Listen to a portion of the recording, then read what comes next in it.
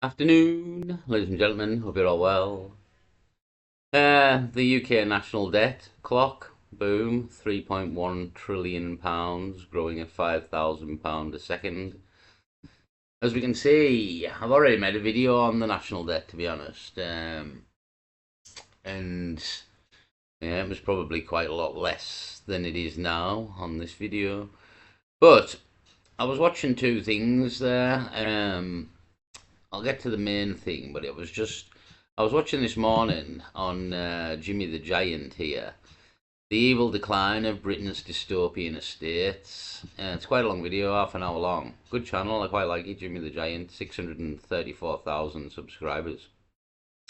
Had a million views, over a year old. This video, and he talks about how after sort of the Second World War, we in England, in the United Kingdom, we knocked up estates like this and made a lot of housing, a lot of council housing, and yeah, just made a lot of housing for people, knocked down the slums and tried to get rid of the poverty, and brought in these this kind of housing estates and just housing estates all over the country, to be honest. And originally they were for working people, really. They were for working people, and over the time, I think in the 70s, I believe, late 70s, it was kind of changed to be vulnerable people were prioritized. Now, vulnerable can mean druggies as well, addicts, and all them sort of things. And through this rule, people systematically um, started getting moved into these flats who weren't of the same ilk as the people who had them all originally, and the rough people and the druggies, and people got moved in that don't contribute towards society in effect, and just cause more bother than the don't, in a way. I mean, the current scourge of Britain's like the smackheads, really, and the spiceheads and that kind of thing. You know what I mean? Who just get wrecked all day and don't contribute in any way, and go around robbing stuff to fuel their habit, really. And all these people are put in like one bedroom flats because they're prioritised as being vulnerable in some way. Um, and this is what the videos are about, really. This is what brought these estates down, and systematically over the years have got worse and worse and worse as more of these people have come in and the working class moved out, and you ended up with Britain's dystopian estates, and it's like that the country over, to be honest. And the prioritization of what's deemed as vulnerable people, and classing druggies and people like that and addicts as that is what's brought down the estates and the country in a way, to be honest.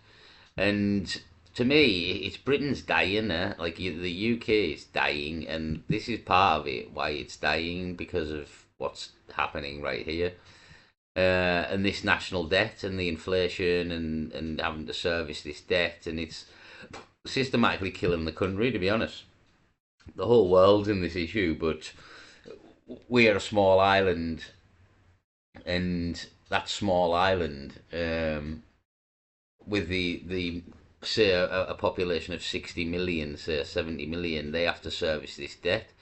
So the debt's also based on the population, because it's per person, as it says here, per taxpayer.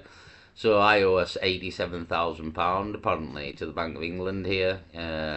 Every citizen owes 50,000, but those that don't work obviously cannot pay it. So those that work have to pay £87,000 each, and we can maybe fix this mess. But it's never been asked. We don't attempt to pay it in any way, as we've seen. It just keeps ticking up ever more, like at £5,000 a second. You know what I mean? Like, look at it go.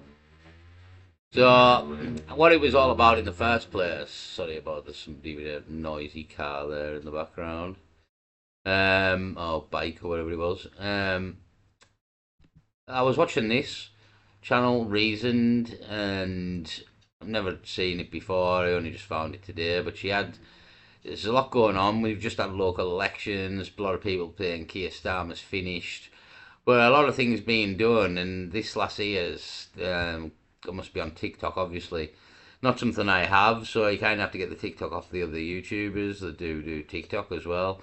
But he's being evicted, this fella. I'll play a bit of the video in a minute. TikTok. I must be the first person in the country to get evicted by his landlord because he wants to house the fucking hotel people.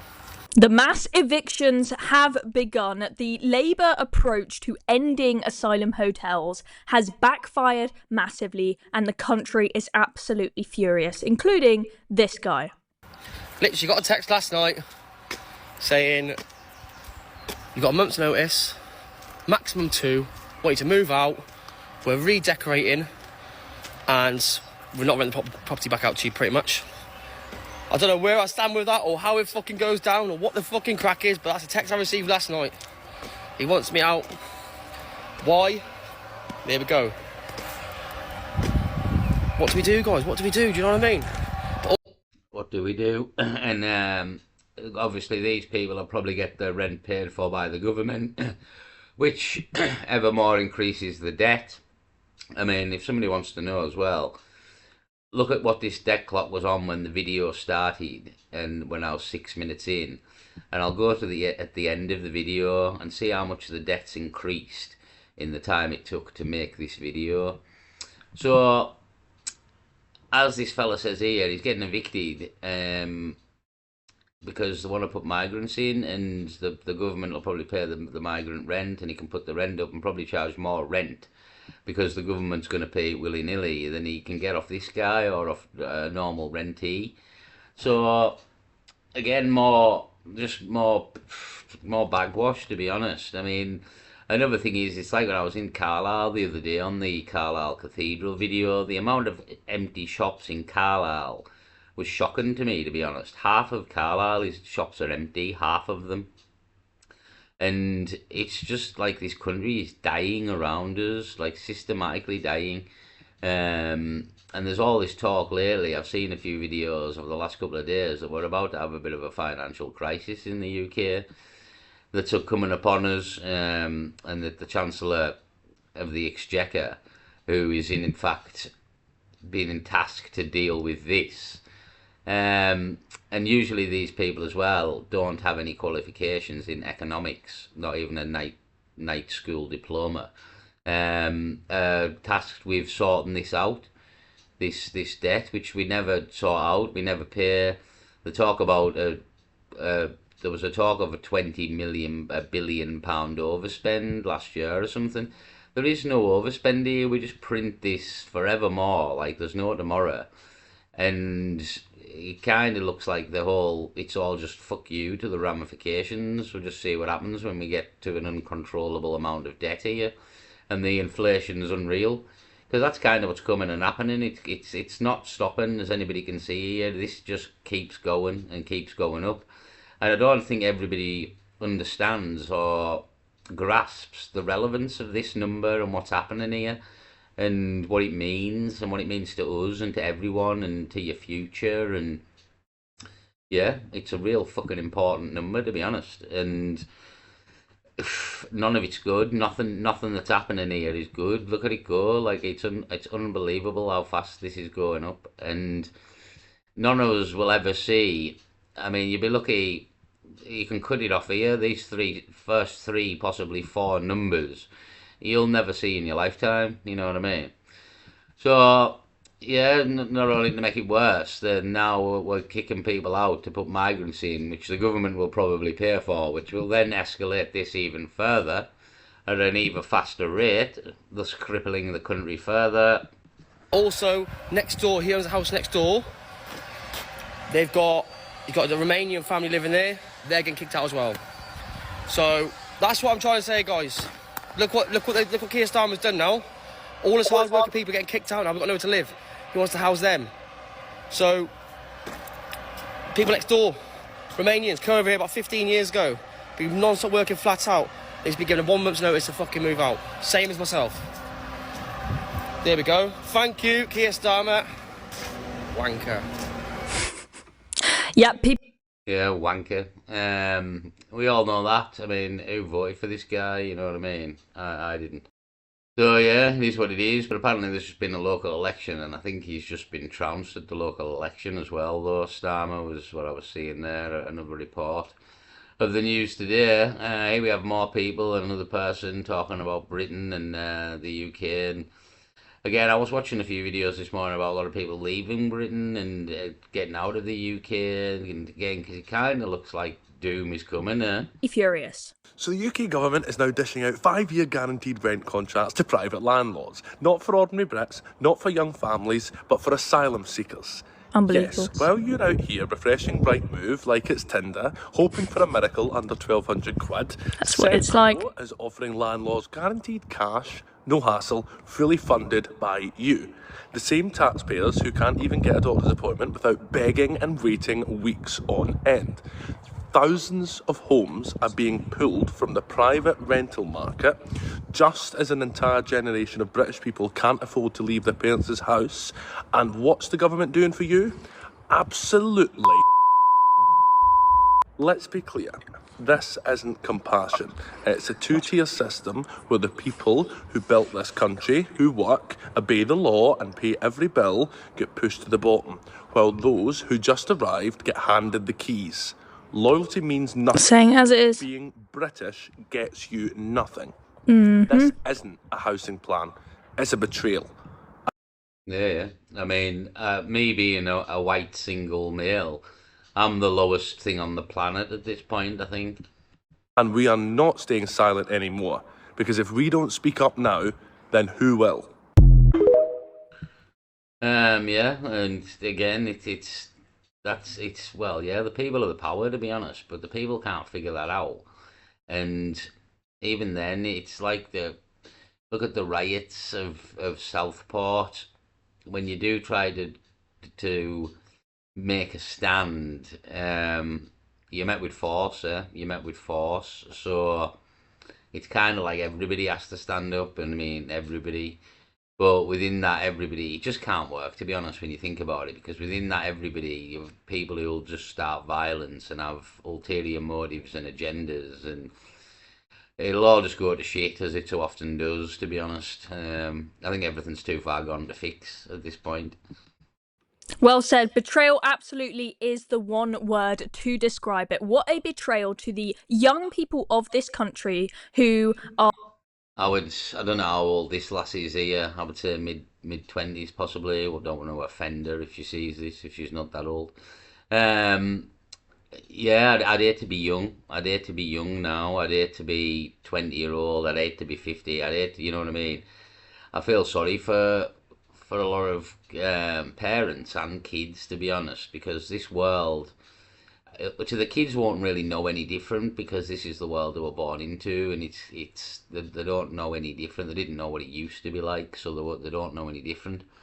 But the older you are, the more obviously time changes and you're aware of what it used to be like, and it's again, anybody my age, if you look, it's hard to sort of recognise this world in many ways from the world I was born into in the 80s. You look outside and you look around, it's quite unrecognisable in many ways. It's very the same in many ways, but still unrecognisable in many ways as well. Like the whole gender equality thing and men thinking that women and all this sort of crack and transvestites and all this. It was never a big thing back in the day. You know what I mean? It wasn't made a big hoo-ha of like it is today.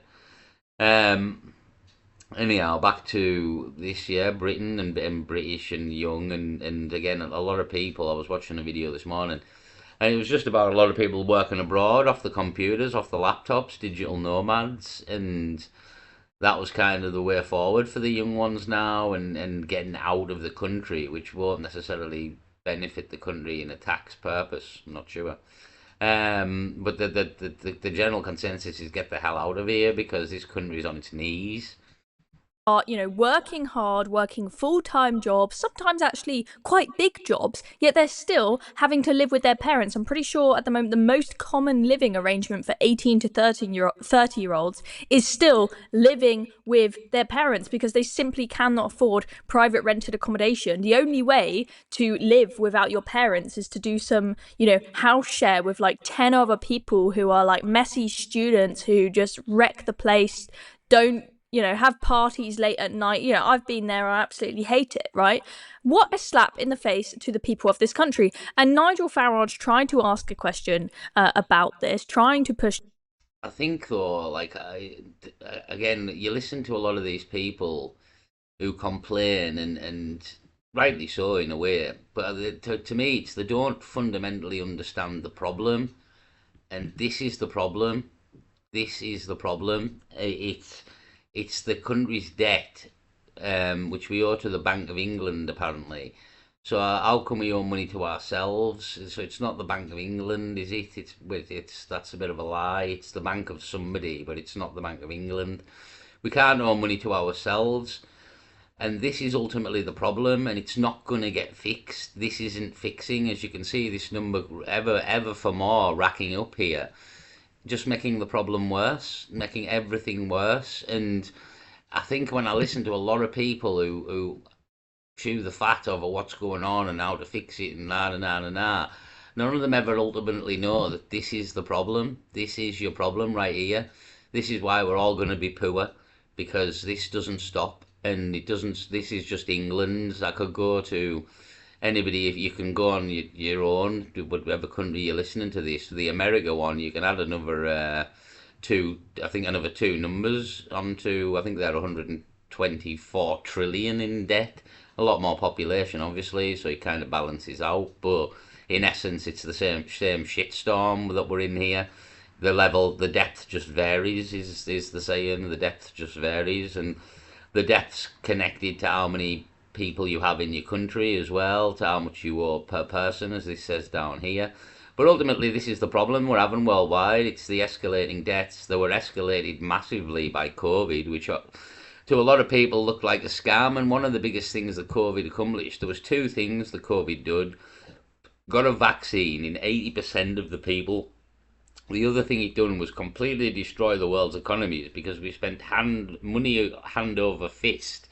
I never went to work for 8 months and got fucking paid 80% of my wage to not go to work for 8 months. It was brilliant, to be honest. I was saying to people, this will never happen again, make the fucking best of it. And this is ruining the fucking world, to be honest. And you'll find out later down the line, but so make the fucking best of it, because this will fucking ruin the world.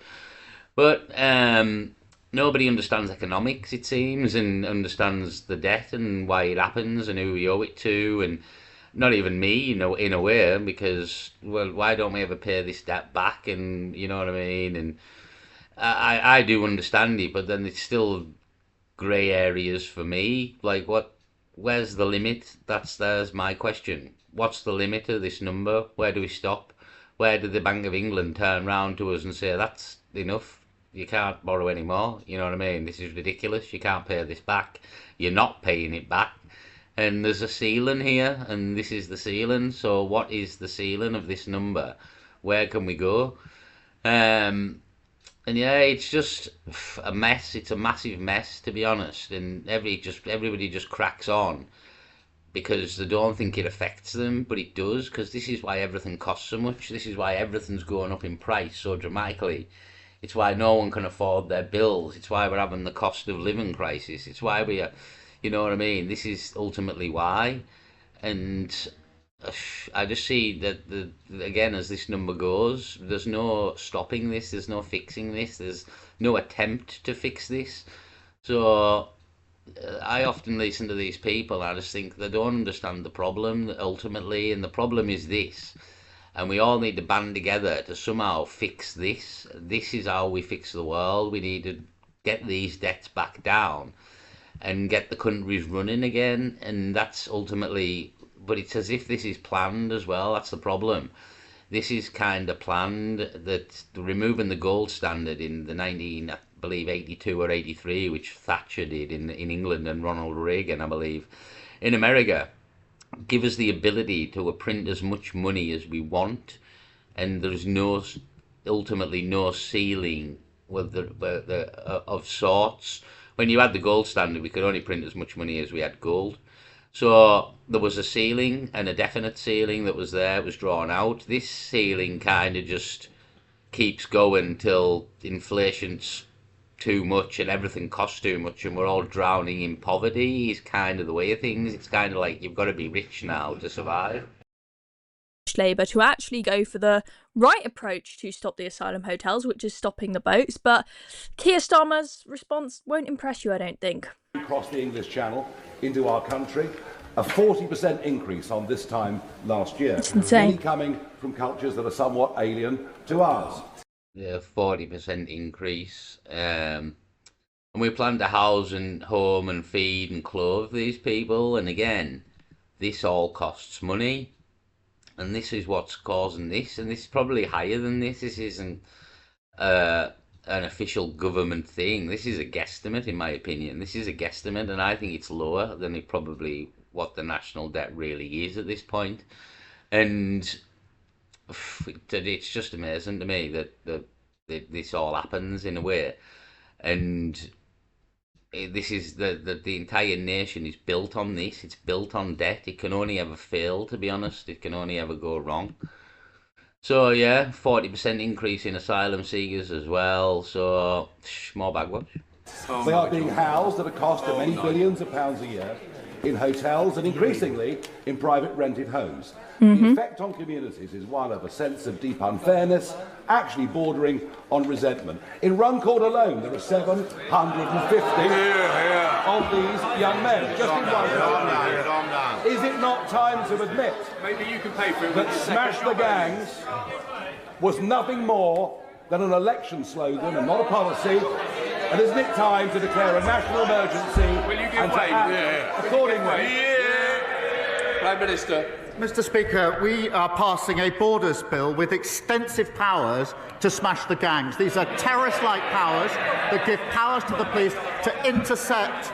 Sorry, did you say terrorist-like powers? Terrorist gangs, but is he on about the people who bring these people over? Well, they just come over and stop the papers. It's a well-known thing. Like if our government's reply to these people was, "We'll send you back," then they wouldn't come. Do you know what I mean? If we literally just said, "All right, look, we'll send you back," it's like the Rwanda plan. It was a good plan in essence, and apparently a load of people skipped over to Ireland when that plan come in. So again, just taking these people in, feeding, clothing, and homing them is no deterrent. So they're going to keep coming, aren't they? What the hell does that mean? Where they think. I don't know if I trust Nigel Farage, though, to be honest. His dad was a stockbroker. He's from London. He's from money. Why he gives a single shit about us, I would never know. And if he got into this seat here where this man is, I don't know if anything would change, to be honest. That's the beauty of it. I think the suspects are committing people smuggling, which is a vile trade. We must take back control of our borders after the last government lost control. But what did he and his party... I believe she's just went off screen. She's now just behind him. This woman here is, I believe, the woman tasked with fixing this problem. I can't remember her name off the top of my head, but that's the Chancellor, I believe, who's been tasked with fixing the problem. And to my knowledge, the last, I don't know about her in particular, but I know the last 3 or 4 chancellors before her had no qualifications in economics. So giving a job to somebody who doesn't have a fucking clue what they're doing is never going to really work. But it's also a way of never fixing the problem, I suppose, as well. It's a way of never fixing it. And I don't know if anybody remembers, we did a thing called austerity when David Cameron was the Prime Minister, because apparently we had no money. And yet 10 years later, 5 years later, COVID comes around. We've got all the money in the world here to print hand over fist, give it all away and destroy the economy, because we always had all the money in the world. It kind of shows that David Cameron and the whole austerity thing was a bit of a lie, because we then went to print billions more. And don't get me wrong, it broke the economy, but I knew personally that we were going to break the economy what we were doing, because I understood economics before COVID, and printing money devalues the money you have in the supply. It's the outcome of removing the gold standard. The only thing that regulates the value of money is how much money is in the supply. So printing money devalues money, and we printed a shitload of money at COVID, so we devalued the money supply, hence the inflation, hence the price increases of everything. It's ultimately cause and effect, and this is still cause and effect. It's still going up, it's still causing inflation. Everything is going to go up in price until we stop this number going up and start it going down. And ultimately everybody complains, and I kind of feel that like the youth don't understand the problem, and that this is the problem, and this is the only way to fix this problem and make Britain great again, if you want, or start to make Britain great again, is to stop this clock and stop it and reverse it and send it going the other way and start paying off some of this debt. And ultimately what they're saying here about migrants and housing migrants and 40% more coming, this is just costing more and more and more money, and just sends us further down the plug hole, to be honest. The more money we spend, again, this number needs to stop. We need to send it the other way. So again, that's the problem for me. I've made a video about it before. Again, just thought I'd watched a few things this morning, and they all kind of link together. How people are prioritised who are vulnerable, which are often druggies, but then the government again is paying for these people. They pay for them to be in these flats, which ruins areas and brings the areas down. But then all the nice areas now even are getting took over by migrants, and the government's going to pay even more money to house all these people who keep coming over for, in effect, free money. And we've got this woman here who probably has no qualifications in economics, who's been tasked with sorting this problem out, which is a big task indeed, and she's not doing very well, because again, I'm going to finish the video here. We'll go back and look at the start of the video and look at the video now at the end, and how much has this number increased in the time I've took me to make this video. Is it £1 million at this point in what we're on, nearly 27 minutes now? So as it went up £1 million in 27 minutes, in half an hour, or it won't be far off. I would imagine it won't be far off. Here we go now. I'll end the video on 3 trillion 157 million. No, is that even right? Yeah, no, it's 3 trillion 157 billion 862 million 900. Well, we'll just have 863 million then.